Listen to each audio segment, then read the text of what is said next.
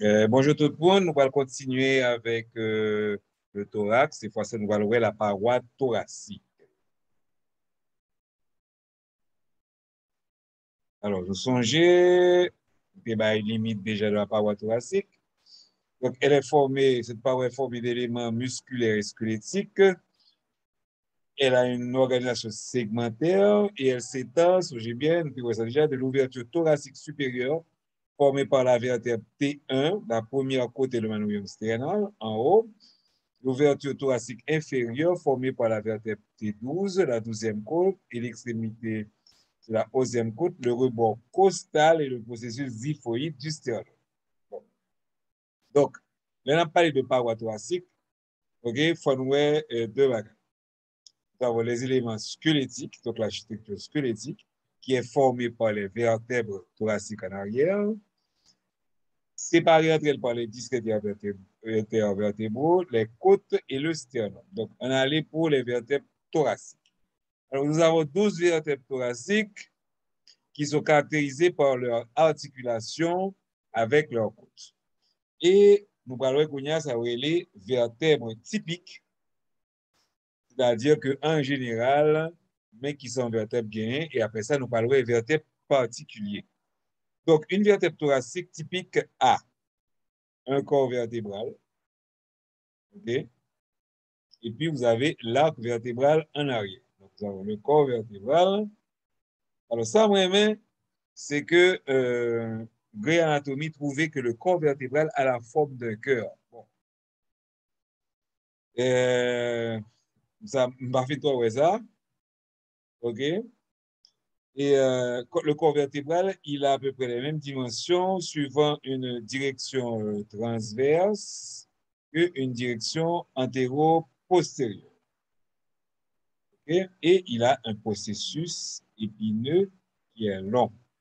Puisque le foramen vertébral lui-même, généralement circulaire, ça me d'accord avec. Donc, le foramen vertébral est généralement circulaire. Et puis, nous avons les fameuses lames qui sont larges et se chevauchent avec celles des vertèbres situées au-dessous. Ensuite, nous avons les processus articulaires. Nous en avons deux. Processus articulaire supérieur et processus articulaire inférieur. Ils sont plats. Ce supérieur, il a sa face orientée vers l'arrière. Tandis que pour le processus inférieur qui prolonge la lame, okay, il a sa face orientée vers l'avant. Les processus transverses, eux-mêmes, ils se projettent postéro-latéral. OK? Bon, maintenant, on va voir les articulations avec les côtes. Donc, une vertèbre thoracique typique possède 3, 1, 2, 3 facettes pour l'articulation avec les côtes. Deux hémifacettes, okay, on dit encore des facettes partielles, qui sont localisées sur les parties supérieures et inférieures du corps vertébral et qui correspondent aussi s'articulant avec la tête de la côte adjacente. Seulement, la facette costale supérieure s'articule avec la tête de sa propre côte. Autrement dit, T2 s'articule avec la deuxième côte en haut. Tandis que la facette costale inférieure s'articule avec la tête de la côte située en dessous. Et donc, même côte en dessous. Ensuite, nous avons une facette ovale. On appelle la facette ovale transversaire.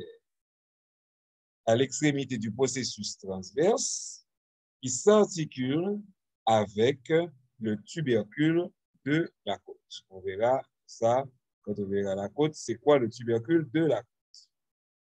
Cependant, nous avons des vertèbres qui ont des particularités avec les côtes. OK? Ainsi, les facettes costales supérieures sur le corps de la vertèbre T1 et ici sont complètes et s'articulent chacune avec la facette de la tête de la première côte correspondante. Ça veut dire? Ça veut dire que la tête de la première côte ne s'articule pas avec le corps vertébral de C8. Ça fait ici une facette complète. De manière similaire, la vertèbre T10 et quelquefois la vertèbre T9 s'articule seulement avec ses propres vertèbres de chaque côté et ne possède pas de facette inférieure sur son corps. Donc, lui-même, il y a une complète et pas d'inférieur, tandis que T1, il y a une complète et une hémifacette en bas. Toujours au cas particulier, nous avons la vertèbre T11, okay, et T12 qui s'articulent seulement avec les têtes de leurs côtes. Ils ne possèdent pas de facette articulaire au niveau du processus transverse. Okay? Donc, ils ont simplement une facette articulaire de chaque côté de leur corps vertébral. On a les cognas pour les côtes. Bon, on connaît déjà, on a 12 paires de côtes qui se terminent par un cartilage costal. OK? Et chaque côte s'articule avec la colonne vertébrale. Alors, seuls les 1, 2, 3, 4, 5, 6 et 7 côtes, okay, s'articulent. Seules les 7 premières côtes sont décrites comme de vraies côtes parce que leur cartilage costaux s'articule avec le sternum. C'est-à-dire que nous avons 5 autres paires de côtes sont appelées fausses côtes parce que les cartilages costaux des 8e, 9e, 10e côtes s'articulent avec le cartilage costal de la côte sous-jacente. Ensuite, 11e et 12e côtes n'ont pas de connexion intérieure avec les côtes, donc n'ont pas de connaissance avec les côtes pour le sternum, ils sont souvent appelés côtes flottantes.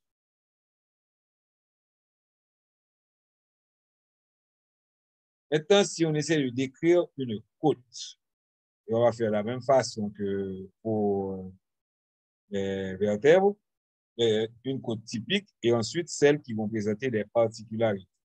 Donc, une côte typique a une forme courbée avec, on a bien une forme courbée avec deux extrémités, une postérieure et une antérieure. L'extrémité antérieure se prolonge par le cartilage costal. L'extrémité postérieure va s'articuler avec la colonne vertébrale et est caractérisée par une tête suivie d'un col. Donc, la tête a la forme allongée et qui présente habituellement deux facettes, okay, ou bien deux hémifacettes qui sont séparées par une crête. Ces facettes vont s'articuler avec, chacune avec une vertèbre. Okay? Donc, la facette supérieure s'articule avec la facette costale inférieure située sur le corps de la vertèbre sous-jacente, tandis que la facette articulaire inférieure s'articule avec la facette costale supérieure de la vertèbre correspondante. Après ça, nous avons le fameux col, qui est une région courte et plate qui sépare la tête de l'autre partie qui est le tubercule. Okay? Le tubercule lui-même, il est développé en arrière de la jonction entre le col et le corps de la tête. Donc, nous avons le col, nous avons le corps, et entre les deux, nous avons le tubercule. Il est formé de deux zones, une partie articulaire et une partie non articulaire. La partie articulaire, elle est donc médiale, donc beaucoup plus en dedans. Il possède une facette ovale pour l'articulation avec la facette du processus transverse de la vertèbre correspondante. C'est-à-dire que la partie non articulaire est rugueuse, elle correspond à l'insertion des ligaments. Donc, le corps lui-même est généralement fin et plat avec deux surfaces, une ici interne et une externe. Le bord supérieur de la côte, on voit bien ici, est lisse et arrondi, alors que le bord inférieur saillant, ok, ici, le bord inférieur,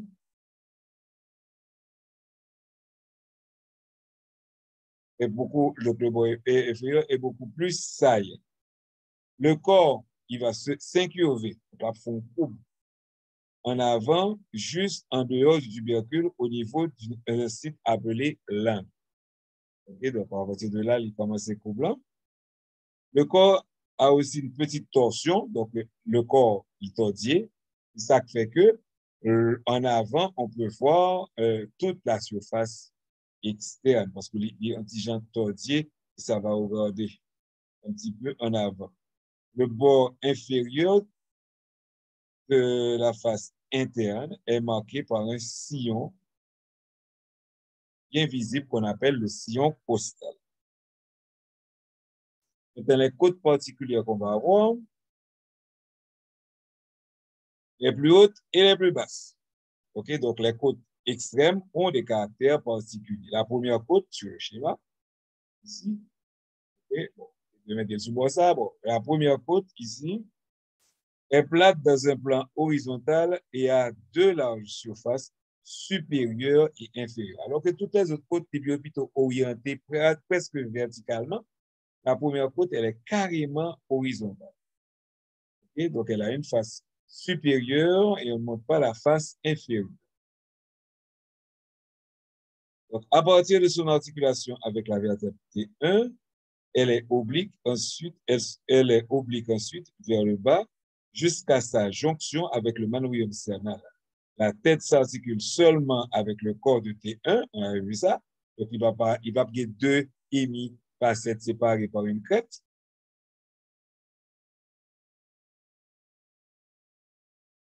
Et ne possède donc qu'une facette articulaire comme les autres côtes. Le tubercule, lui, a une facette pour son articulation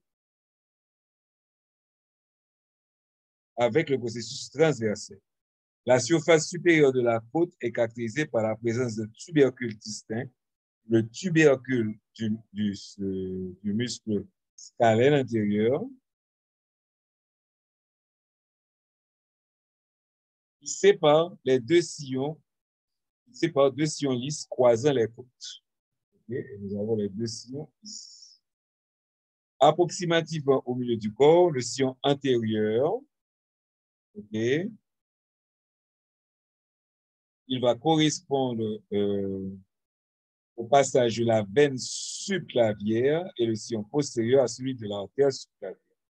En avant et en arrière de ce sillon, le corps présente un aspect rugueux correspondant aux insertions de muscles et de ligaments. Okay? Donc, les deux sillons pour les deux bovis. La deuxième côte commune à la première côte est plate, mais deux fois plus longue et elle s'articule avec la colonne vertébrale de la même manière que les côtes typiques. Ça peut avoir un schéma. Puisque la, la dixième côte a une facette unique qui correspond à sa propre vertèbre, comme on l'avait vu la vertèbre, et les 11e et 12e côtes s'articulent avec le corps de leur propre vertèbre et n'ont pas de tubercule ni de col. Ces deux côtes sont courtes, il y a une toute petite courbure qui sont dirigées vers l'avant, donc ce sont les côtes flottantes comme on le voit ici. Donc, pas de tubercule, pas de col. Et en avant, on va retrouver le fameux sternum. Okay? Sternum, ça veut dire en latin épée. Donc, nous avons le manche de l'épée, nous avons la lame de l'épée, et nous avons la pointe de l'épée. Donc, le sternum adulte est formé par trois éléments principaux. Sur la partie supérieure, on a la poignée, qui est le manubrium sternal. Puis ensuite, le corps plus étroit et allongé. Et enfin, on trouve à l'extrémité inférieure le processus zyphoïde. La poignée, manubrium sternal, fait partie de l'architecture squelettique du cou et du thorax. La face supérieure du manubrium sternal se prolonge latéralement et possède une incision distincte palpable. Ici. Okay. Une incision distincte palpable. L'incision jugulaire, incision suprasternale, située sur la ligne médiane. De chaque côté de cette incision, il existe une grande fosse ovale qui correspond à la surface articulaire de la clavicule. Juste en dessous de cette fosse, sur le bord latéral du manubrium sénal, se trouve la facette d'insertion du premier cartilage costal. À la partie plus basse de l'extrémité latérale se trouve une demi-facette qui correspond à la moitié supérieure de l'extrémité intérieure du deuxième cartilage costal. Étant pour le corps épais, comme une épée, le corps du sternum est plat. Sa face antérieure du corps du sternum est souvent marquée par des stries transversaires qui se voient sur les personnes qui sont assez maigres. Donc, si nous avons des stries sur nous, là, nous avons dit nous maigres. Okay? Donc, là, se trouve marqué par des stries transverses qui représentent les lignes de fusion entre les éléments segmentaires appelés sternèbres. Okay? Je rappelle que on parlait de segmentation au niveau du thorax. Donc, c'est sternèbre, okay, qui correspond au développement embryologique du sternum. Les bords latéraux du sternum possèdent des surfaces, les incisures costales, qui reçoivent les cartilages costaux. En haut, chaque bord latéral présente une demi-facette qui reçoit la moitié inférieure du cartilage costal de la deuxième côte. En dessous de cette demi-facette, on trouve 4 facettes qui reçoivent les cartilages costaux des 3e, 4e, 5e et 6e côtes. Au niveau de la partie inférieure du corps du sternum, une demi-facette reçoit, comme pour en haut ici, donc une demi-facette reçoit la moitié supérieure du cartilage costal de la 5e côte. L'extrémité inférieure du corps du sternum est attachée au processus xiphoïde.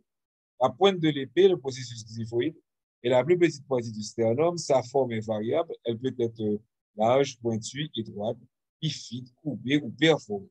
Chez l'enfant, cette partie est cartilagineuse et elle commence à s'ossifier chez l'adulte. Sur chaque côté du cérébord latéro-supérieur se trouve une demi-facette pour l'articulation avec l'extrémité inférieure du 7e cartilage costal. Alors, ce processus xiphoïde, il forme en créole ce qu'on appelle le fameux biscuit. C'est justement en créole, c'est le processus xiphoïde qui correspond au terme anglais du bréchet des oiseaux. Voilà, donc c'est tout pour cette diapositive. La prochaine diapositive parlera des articulations costo-vertébrales. Merci bien et à la prochaine vidéo. Bye bye.